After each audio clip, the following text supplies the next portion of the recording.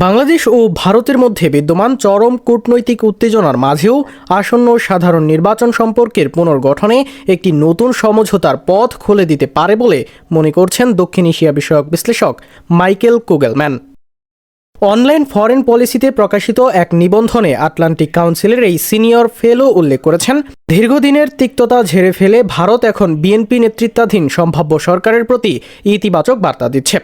কুগেলম্যানের মতে, জামায়াতে ইসলামীর সঙ্গে দীর্ঘদিনের জোট ভেঙে বেরিয়ে আসায় বিএনপি এখন দিল্লির কাছে তুলনামূলকভাবে গ্রহণযোগ্য হয়ে উঠেছে। কুগেলম্যান তার বিশ্লেষণে দেখিয়েছে, একদিকে বাংলাদেশিরা বিশ্বাস করেন ভারত দীর্ঘদিন ধরে তাদের অভ্যন্তরীণ রাজনীতিতে হস্তক্ষেপ করছে, অন্যদিকে ভারতীয়দের ধারণা হাসিনাবিহীন বাংলাদেশে কট্টরপন্থীদের উত্থান ঘটেছে।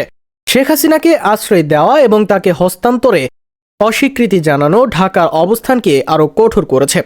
দুই দেশের অভ্যন্তরীণ রাজনৈতিক বাস্তবতা এই সম্পর্কের উন্নয়নের পথে বড় বাধা হিসেবে কাজ করছে। বাংলাদেশে প্রভাবশালী ইসলামপন্থী দলগুলো ভারতের সঙ্গে ঘনিষ্ঠ সম্পর্কের বিরোধী, যা নতুন সরকারের রাজনৈতিক পরিসর সংকুচিত করতে পারে।